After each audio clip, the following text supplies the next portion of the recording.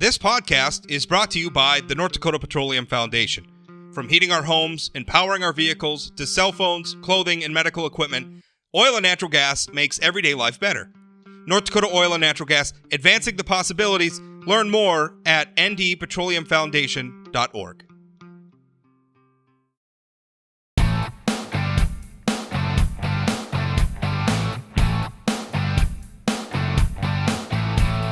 Welcome to Plain Talk Live. I'm your host, Rob Port. Coal Creek Station is North Dakota's largest coal-fired power plant, although there's a number of coal-fired power plants in that same region in central North Dakota. And also there's a number of coal mines as well. That's one of the great features of North Dakota's coal plants is they're kind of built right on top of the coal mine. They call it mine to mouth. I guess that's the term that they use. But essentially, it was kind of an innovative thing that we did with our coal plants. Anyway, Coal Creek Station is the largest one, and it was not good news for our state or our central North Dakota communities when it was announced that potentially that coal plant was going to be shut down by its current owner, Great River Energy. But even when they announced that they were going to be closing it down, Great River Energy said that they were open to selling the plant. And now the news is we've known the news for a while that there's a buyer in place. There's a deal that's being hammered out, but there are a lot of people who don't want that deal to go through for various reasons. Some of them, the political, almost ideological objection to continuing to use coal for energy. Some of it is just rank crony capitalism, wanting to use the power of government and lobbying to shut down competition for other sources of energy. I think it behooves us, and let's be clear, we don't want to keep a coal plant open just for the sake of economic development. A power plant needs to serve a real demand in the marketplace, but I think there is that demand in the marketplace. We just came through a winter where it became very clear that our country needs base load energy on the grid, and a lot of what's being added right now is not base load energy, it's intermittent energy. We need plants like Coal Creek Station, all the politics and everything else aside. If we want stable electricity, if we want stable electricity prices, we got to have baseload power like Coal Creek Station. So anyway, let's talk about Coal Creek specifically. There is a deal in place, but part of what's going on is Coal Creek Station exists in a county, McLean County. And McLean County has made it pretty clear that, they are watching this process unfold and they have an interest in it. So here to update us on some of that, as we near the end of a deal, is McLean County State's Attorney Ladd Erickson. Ladd, how you doing? I'm doing good. Thanks for having me on, Rob. And you know the news as well as everybody that a deal is in the process of being hammered out to sell Coal Creek Station, to continue to operate it as a coal-fired power plant with a and by the way, a lot of people don't know this or maybe don't understand this about Coal Creek Station. That energy isn't used in North Dakota. Coal Creek Station has a transmission line that runs across North Dakota into Minnesota, and that's where that power is delivered. And that transmission line, by the way, is extremely valuable, as valuable as the coal plant itself. So that's a part of it. And as we've heard, and maybe that's my first question for you, Ladd, as we've gone through this process, Great River Energy's original plan was to shut down Coal Creek Station, but to continue to operate that transmission line, and it would serve, say wind power, new wind power generation or what have you. If Coal Creek Station, though, continues to operate, then it's going to continue to use that transmission line, which obviously means it can't be used for other sources. And what I have heard is that there are efforts afoot to sort of undermine this deal to continue to operate Coal Creek Station so that other interests can get access to that DC line. Are you hearing the same thing? Well, yeah, Rob, when we originally did that podcast about a year ago or more now, there was an interest in just using the DC line for renewables. That wasn't something that the county was interested in doing. And since that time, there's been a lot of interest in Coal Creek from different directions, different interests in the DC line, outside bidders for just the DC line. We've had companies interested. I had one contact me from Israel, one from Canada. I think all the wind corporations have been in the office here to talk about Coal Creek. there's different suitors. Some of them, the Canadian company, they were interested in keeping Coal Creek running for 5 years and would, make the mine operate for another 5 years and feeling things out. And I always feel, proper communication is one thing people can criticize government officials like. So I was clear with everybody that would contact me. Our coal miners are very important to us. Any future deal at Coal Creek Station would involve securing the coal mine operations for the long term. I'm not the person in the room doing the negotiations, but I would be contacted, and I would refer all contacts on Coal Creek. I referred to the Lieutenant Governor, told them to go talk to him, but I would just tell them where our position was locally, is that the mine and the plant and the power line are all one natural or energy resource. They need to stay connected, stay operating. And Rob, you said something at the beginning there in the introduction that it just resonates, and people need to understand it. The lignite plants in North Dakota are kind of the victim of inexact reporting sometimes. In other words, in this current environment in the country, you're not going to be cash flowing miners going down a couple miles and pulling coal out and then shipping it by rail 100 miles to a power plant, or removing mountains and doing that. That coal industry is challenged by the economics of a natural gas pipeline to those plants. That's not the case in North Dakota. Our coal is shallow, it's easily mined and safely mined. The plants sit on top of their fuel supply, so there's no supply chain risk. We can compete with markets with our energy here. The reason that we ended up, like you said, with these plants on top of their fuel supply is national security. And that was in the early 70s. So there's still a competitive cash flowing ability to operate lignite plants in North Dakota. They're necessary. And I don't think that that's really well understood, because if you look at pundits, there was an Amdahl piece, everybody's just, well, the coal industry's dead. But they lump you all together with ones that are challenged by the economics. That doesn't mean we are. Now, you say, well, why is GRE getting out of it? GRE's decision to move on from Coal Creek Station is logical. And part of that reason is a co-op model. They're a co-op, and that's a nonprofit. And nonprofits are challenged, but that doesn't mean different business models. And we said this in that initial podcast. Don't have the ability to make money. They can go out and sell power beyond their customer base. They can go out and innovate and invest capital that a nonprofit can't, because they don't have it. So there's business models that make these plants viable operations going forward and necessary. And that's kind of what we're looking at doing now here.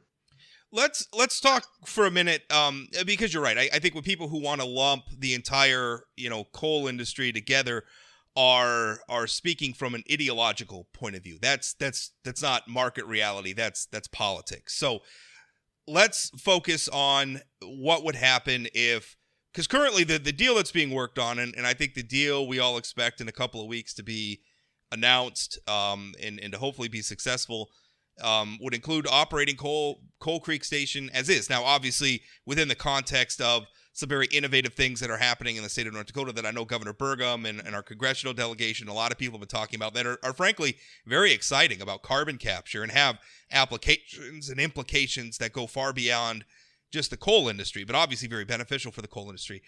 If that deal were for some reason to get undermined, and somebody else were to come in and say, buy Coal Creek Station with the idea of closing Coal Creek down, but to continue to operate that transmission line, your county's position is these are the same asset. You can't have one and not the other. And my understanding is you're predicating that on the history of how this was built. When that transmission line was built across North Dakota, one way it was sold to North Dakotans and landowners who had to give up their property for it was that it would be economically beneficial to North Dakota because we'd have the coal plant and we'd have coal miners and we'd have plant operators and we'd have all that economic activity for central North Dakota that would be beneficial to us. If that goes away, that economic activity is severely diminished. Right? We don't have the plant anymore. We don't have the coal workers anymore. I mean, we're talking about entire communities in North Dakota that are almost going to be boarded up if Coal Creek closes. So my understanding of your argument is essentially if you think you're just going to, having built this transmission line on the promise of those coal jobs, if you think you're going to continue to operate the transmission line when the coal jobs disappear, your argument is not so fast. Am I saying that right? Yeah, it makes sense economically for us. People think, well, you would give up some renewable income. But the problem is the location of Coal Creek and the DC line happens to be in one of the number one tourist economy places in North Dakota. There's about 600,000 hours of fishing effort for walleyes in McLean County between May and September. 15 to 17,000 salmon are caught in August and September here. The fall waterfall flights fill our cafes with hunters and stuff like that. And if you're looking at the space capacity of the DC line without the plant, you're looking at 300,000 or 400,000 acres of wind turbines along the natural stretch of the Missouri River, along the lake shore. Well, you're substituting an economy that fills our cafes and stuff with a different economy. And so the DC line is a negative without it attached to Coal Creek Station economically for North Dakota and certainly for our region. So we had no interest in just facilitating a new economy on top. Not only would we lose the lignite economy, but you would also be suppressing the tourist economy. And it just didn't make any sense for us to want to go down that road. We'd be much better off having the DC line removed from here than having it detached from the plant and staying. One of the arguments is a lot of this is being pushed in the name of climate change, which is not inherently, you're going to hear a conservative now say, I mean, that's not a bad thing. That's not a bad thing.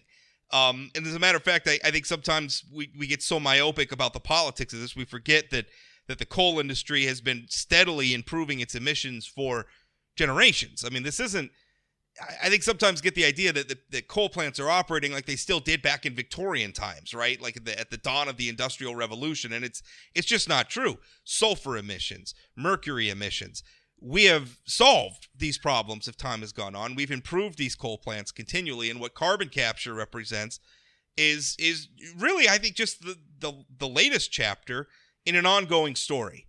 It's not like we're trying to reinvent the wheel here. We've been doing this for a long time. This is just the latest chapter. So that's one thing that has really caught my eye on this. Again, I don't want to operate a coal plant just for the sake of operating a coal plant. That's a self-licking ice cream cone. I don't have any interest in that. I want to operate things that work. I want base load power so that the air conditioning comes on. Gosh, we needed it this last weekend. So that the air conditioning comes on whenever we want it.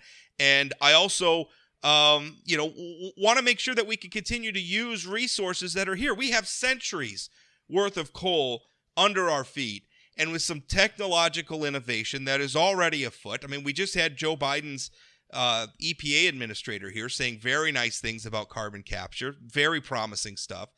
I'm afraid we're going to throw the baby out with the bathwater. We're gonna move so fast and close down assets like Coal Creek Station that we do it before the technology gets a chance to take place to make those things continue to be viable. I got to think that's part of your case as well. Well, in some ways, the future of Coal Creek is going to be what GRE really wanted out of it if they weren't limited by their business structure as a co-op. And let me say this, Rob. GRE is a revered business in McLean County. They've built up a lot of goodwill here over the decades. You're not going to find a golf course, a park board, a school playground that don't have GRE fingerprints and donations of concrete and other things on it. Their employees that they've hired here have been our mayors and our school board. So last year, we had some dread on this thing. We took a pretty bold stand, hoping we wouldn't have to get into a major conflict. They had some legal issues that were pretty strong. We had one that was very strong. There was kind of an in-between one. We're not sure how the 8th Circuit would have ruled on that. But we did not want to get in a major conflict with GRE because of the respect we have for them. So one of the really nice things that's developed by our political leadership working on this and them working on it is it looks like GRE is going to leave here with a very good legacy intact. And as it turns out, I think they have a future role here at Coal Creek. And that gets to some of the opposition to what's going on here in Minnesota is based on propaganda and nonsense. We are looking at pretty innovative climate change solutions here. That's being propagandized in Minnesota. GRE understands that business out there. They understand what we're trying to do with it. getting carbon neutral, carbon free baseload power. But others are trying to, spread rumors, base false information, do campaigns. And having GRE there, understanding what we're trying to accomplish out here now, they're always going to be attached to Coal Creek Station. Even though they're turning the keys over, there's still Coal Creek, and GRE is going to be synonymous for years to come. And we're going to need them to be explaining to Minnesota politicians that no, the things you're hearing are nonsense. North Dakota is putting a science-based approach to this thing. One of the things, Joe, Rob, that you saw that release of the governor about the Dakota gas plant last week. Well, there's concerns about where that's going to land on some things. But one of the benefits of that is Mitsubishi's coming in here. And Mitsubishi is the world's leader in carbon capture, successful projects, and they have financing to do it.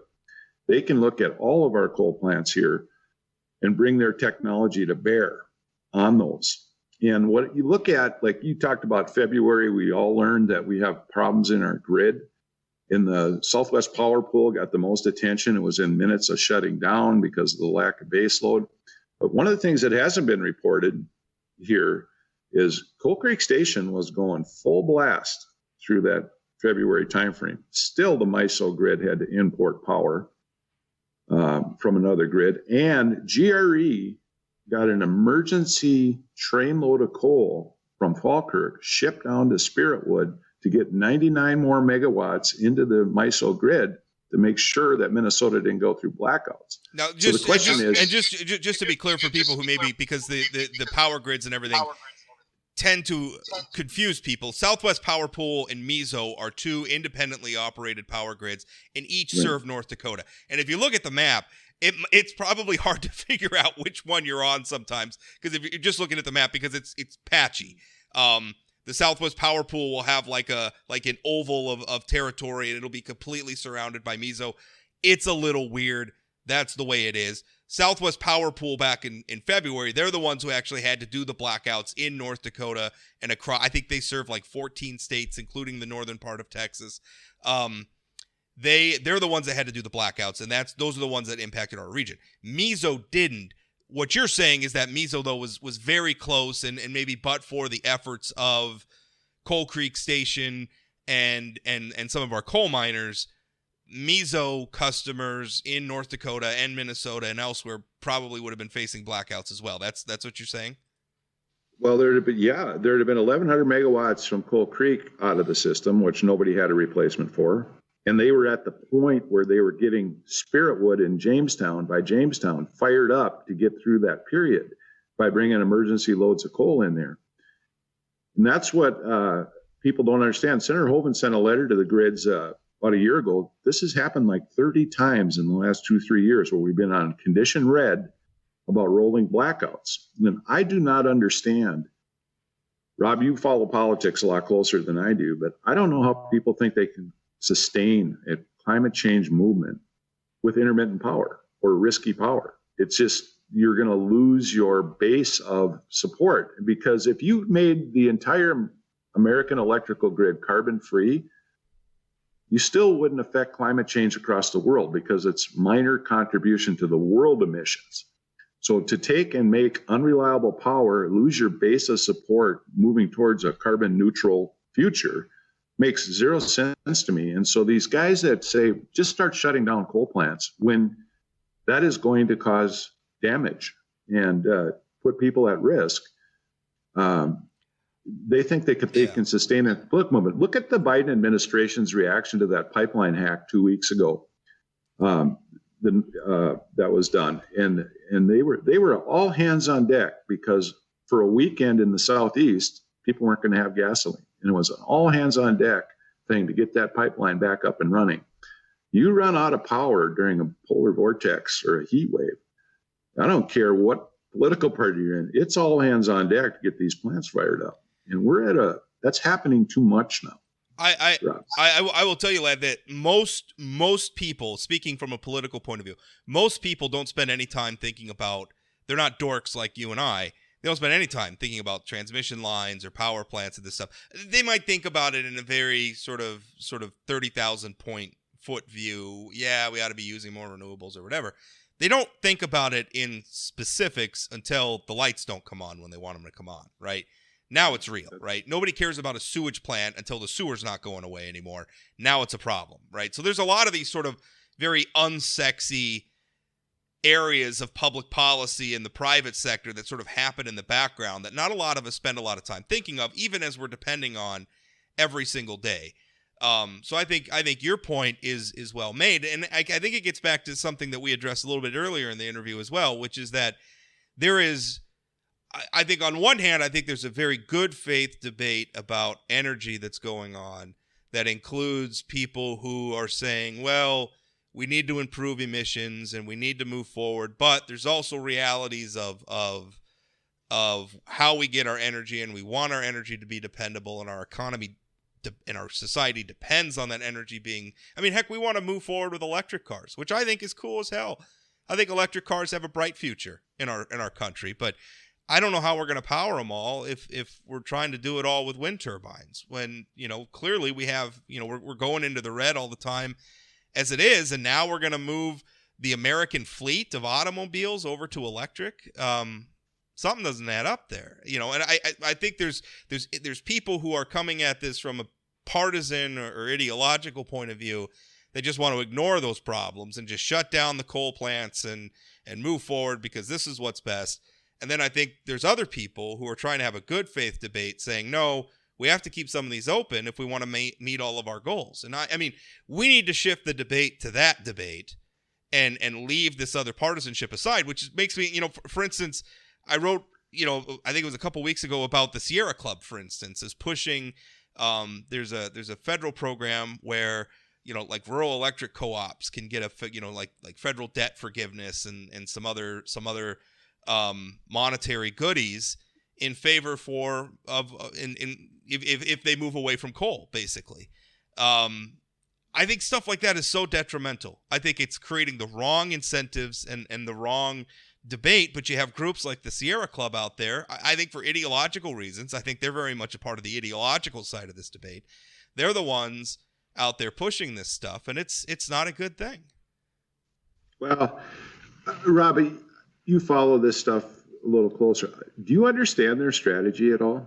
I mean, part of it as a prosecutor, you deal with conflicts all the time between landowners and people and lawyers and all that, and what you're doing is looking for a solution. It may not be the one you started out the conflict with getting, but you still solved the problem. They won. The climate change is now a serious election issue. It's now, everybody understands we need to deal with the carbon issue. They're putting money into it. They're even if you don't agree with it, it doesn't matter anymore. You're not going to get companies to invest money in plants and things unless they have some certainty that those investments are going to survive over the long term. So in many respects, I'm not sure those people know they won the argument yet, because what they're doing is, if you look at these electrical grids, there are facts that you can't change. One of the things, you brought up cars, for example. Right now, an industry standard is we have 3% electrical cars. And the known lithium reserves would be all used up at 10% electrical cars. Well, that's a fact, right? You can't change that. I just tried to order a battery for my DeWalt skill saw. It was $150 for a little lithium battery on Amazon. And just to try to think past, like, we don't have the reserves to build these batteries. Well, when you get to the electrical grids, there's people that say we're going to be 100% renewable. Well, right now, the grid physicists from across the country, doesn't matter their politics, the physics of, we can get up to 30% renewables in these grids. California went to 32%, and their grid is an absolute mess. They're trying to figure out how to get some of their shuttered plants back online because they can't operate above 30%. The physics of the grids are what govern the policy, but the rhetoric and the media reporting a lot of times done by public relations stuff. So if you look in that space, we are going to have solar and wind in that 25 to 30% of the grid energy supply. After that, we have to deal with base load power. We have to deal with carbon emissions through carbon capture, and all what I consider serious climate people. I'll put John Kerry, Gina McCarthy, Jennifer Granholm, the EPA administrator that was just in Bismarck, all understand the importance of carbon capture going forward. And North Dakota is taking a lead on that because we have to provide that baseload power in a carbon-free environment. We happen to be lucky. Not only are our plants on top of their fuel supply, I they're was just also going on to top say, of... we have another mind-to-mouth situation because we're also right on top of the sort of geological formations you need to store carbon, so you don't have to ship the carbon somewhere else to try to store it. We could store it pretty much right where we're producing it. So, which is also a point. And you asked me, why don't they think they've won the argument? I mean, this happens in politics all the time, where certain positions are just the position you're supposed to take.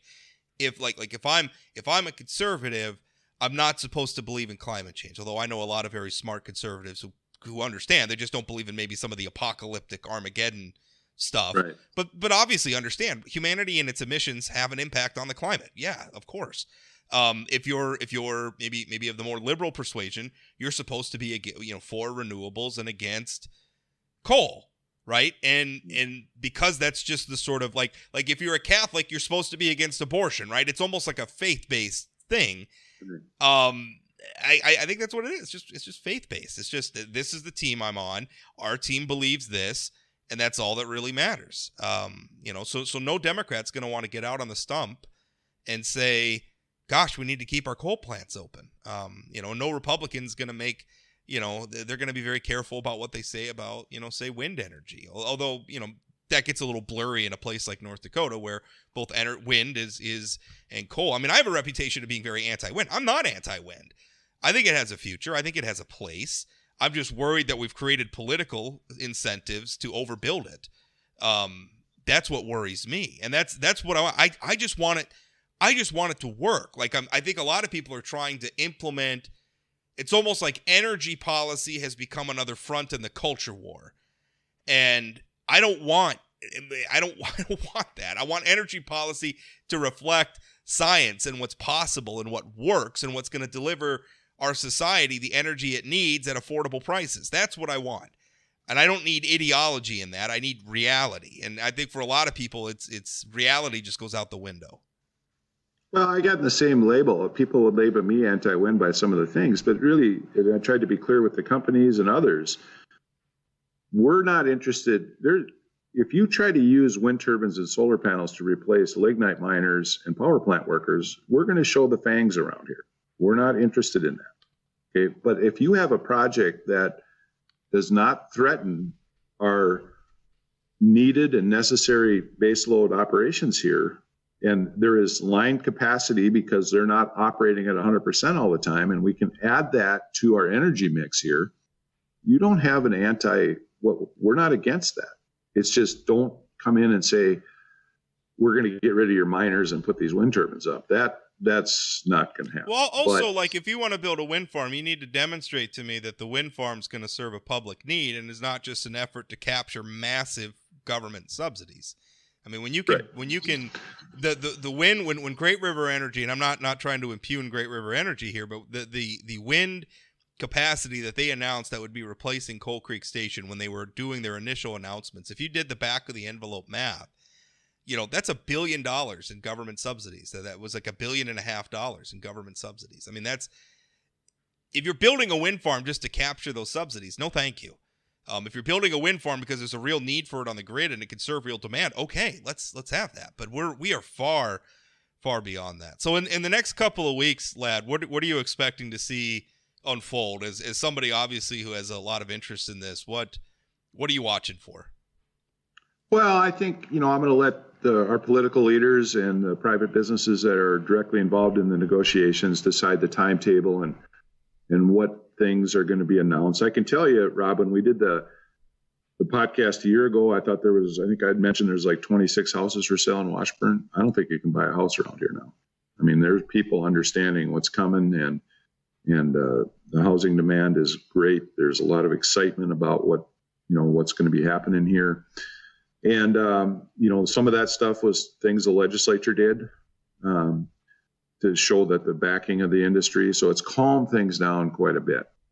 And, GRE is going to be on good terms going forward here with the other lignite plants. So that's our concern, Rob, in this stuff is We don't really have any extra coal plants right now. We don't have extra coal miners. We have challenges keeping those plants through this short-term transition.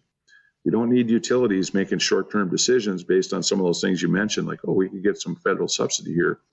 But they're all looking at these grid risk reports, and they all see the necessity of all these plants. It's a matter of getting, and that's some of the things the legislature did this time that we could talk about, but it's a matter of getting these plants through a transition period so they have a long-term secured future with, and that's going to involve capturing the carbon, but they're going to need to be there. There's no other substitute for them. Well, let's close out by talking about some of the things the legislature did, because I think that's an important part of this. And it's, frankly, I mean, the legislature really went to bat, and I think did some appropriate things. There's some people that are complaining, saying, oh, you're against wind subsidies, but you're for the legislature doing this. Well, I'm always for the government funding, not always, but generally I'm in favor of the concept of the government funding research and development, including the sort of research and development that has led to the wind industry. I'm for, so a lot of what the state of North Dakota is doing is to promote an emerging technology that has a huge amount of use for, I mean, if you can make coal viable, keep coal viable, keep it usable, even in the context of our modern understanding of climate science,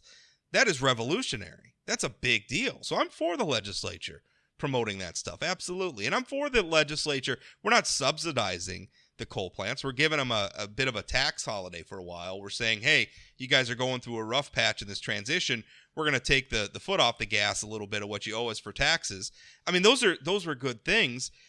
I got to think that if some of these utilities, after what the legislature did and after what Governor Burgum's administration has also done, obviously he signed those things into law and supported them. If they turn their backs on that and make what as you described, some short-term decisions, again, I don't want politics to be involved in this, but it is involved in this, and I got to think the blowback is going to be ugly if they make that decision, if they put their foot in that particular bucket. Well, I was down testifying that I thought we needed more public service involvement and approval to be shutting down coal plants. That's moved into a study. Firming these grids up with reliable power, that's moved into more of a study. Again, I think we need to continue on that. If there is a premature shutdown of a plant, I think that's going to get more legs. But I think here's the best way I can characterize this, Rob, is the way I look at it is Bill Gates put out a book on climate change in February, and that's a really good book. It's a kind of a Reader's Digest, not very technical, but it's a good read. And if you look through the problems that we're all facing, and let's just say you and I are going to try to solve the climate change problem, he breaks down, okay, with solar panels and wind turbines, they're not going to get more efficient anymore. They're going to just need more space and more infrastructure, trillions of dollars. So there's the limitations of not being able to store and needing all this transmission that nobody has the money for. He breaks that down. And then batteries, he goes through, okay, right now the best battery can get us 6 hours of covering a mid-sized city. If we increase the efficiency of batteries 2 or 3 times, which would challenge the physical limits of a battery, we can get 10 hours in a city. So there's those limitations. And he breaks it all down and he gets into the carbon capture necessities going forward. Well, in North Dakota, we have 2 emerging industries. One of them is the carbon capture stuff, which could be things that we can export to China, export to Japan, export to different parts of the world if we perfect the technology here. The first iterations of carbon capture are going to be challenged by practicalities. There's going to be lessons learned. The theoretical physics on it is good. The application of it has been rocky in some areas and successful in some areas. So there'll be some bugs to work out on this stuff. But as it gets moving forward, and the second one is rare earth metals. And we can actually, out of North Dakota, compete with China if we develop that industry. So what the legislature did, and it got impugned, I saw different directions from this. Omdahl had a piece against it, bailing out the coal industry. I saw some of that Batsiak people, well, this is government subsidies or government bailouts. No, that's not what happened. What happened is, the good example is, in the last couple of years, the Industrial Commission has put $6 million into the pre-feed pore space studies at Coal Creek Station. That's state money that was put in to get the science available as carbon capture. Because the state put $6 million into Coal Creek, We now have billions of dollars that are going to be invested out there. That's private money that they're putting at risk, not government money. But you cannot get these companies interested in making the large investments unless you can show them that the state put some skin in the game and got the science right. That's the same thing happening with rare earth metals. The state has put some seed money into developing the rare earth metal industries. That is now leading to major outside dollars coming in to get that industry developed. And so what we did what was done at the legislature, Dave Nearing was very active, a representative from District 8, Senator Bell, some others, is they're kind of setting this up so officials from North Dakota, maybe Jason Bohr at the Lignite Council, have a menu of things. They can go to Apple computers and say, look, we have the science already proven. We put $10 million of investments into proving that this industry can be developed. So we need you to bring your billions of dollars to the table and develop it now. You can't go into that meeting with those folks and say, come out here and take a stab in the dirt and see if you can develop an industry. We can show them through the $40 million that was allotted through the Clean Energy Fund and things like that. We can now get the pre-feed stuff done to attract the capital to develop these industries and secure our grids over the long term. And to use that ideological bubble stuff like, oh, that's a coal bailout or that's a government subsidy. No, it's developing private business to bring in the capital, like Mitsubishi's here now. Already it's a signal that we've got a multi-billion-dollar international corporation with the carbon capture physicists and chemists on site in the lignite fields now because of the things the legislature and the governor's office and our congressional delegation have all done. And that's where North Dakota grows forward. So I get a little sensitive about people impugning bailouts for the coal industry when we're seeing this as the best growth potential. There isn't growth potential in making a better solar panel or a better wind turbine. There's growth potential in developing these alternative industries around our lignite plants and keeping us all secure. So that's why the legislature really moved the ball in the right direction. One thing that I like to say is we know what a pile of coal is going to do, right? We know exactly what it's going to do.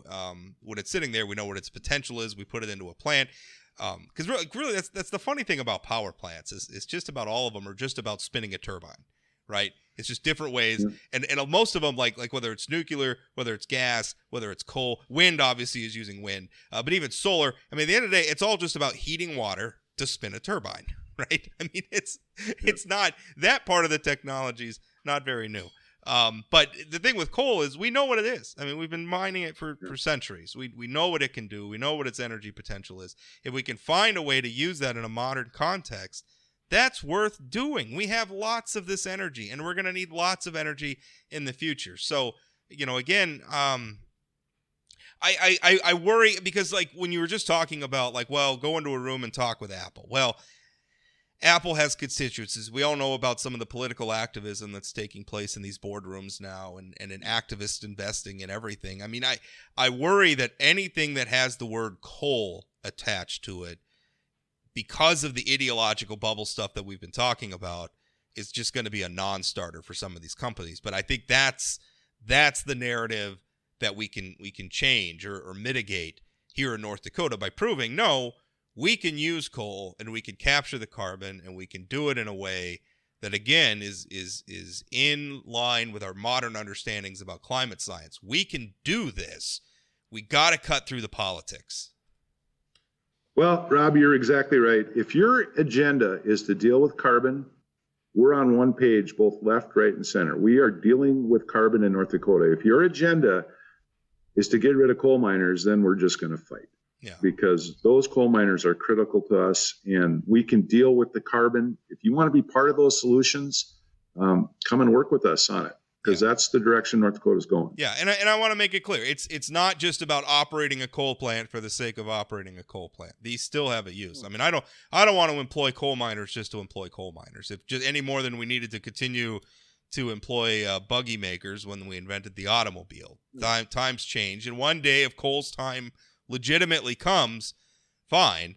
I think today's not that day, and it's not coming anytime soon. And that's the reality we got to be with. Lad, I appreciate your time, and I think it's going to be very interesting to watch how the next couple of weeks play out. And I know, again, there's some machinations in the background to try to undermine this sale. I don't think they're going to be successful. Everything that I'm hearing, and again, I'm not in the room any more than you are, but I talk with a lot of people who know some things, and it sure seems like full steam ahead. But I guess we'll see, and that's what I'm hoping for. But I appreciate your time, and I was just down in McLean County, by the way. I love McLean County. You're talking about the tourism. I came down and stimulated your economy a little bit this weekend. I camped out at Cross Ranch, and we ate at the diner in Washburn, and did a little shopping and did a little tourism, and it was fun. I love that part of our state. It's so wonderful.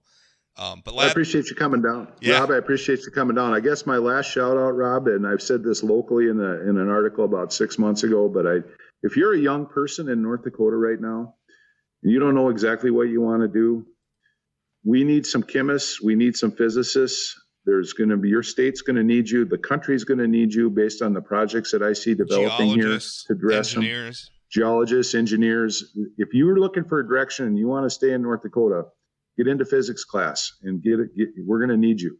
So definitely. And our higher education system's been talking about that as well. Lad, thanks for your time. Thank you. Appreciate it.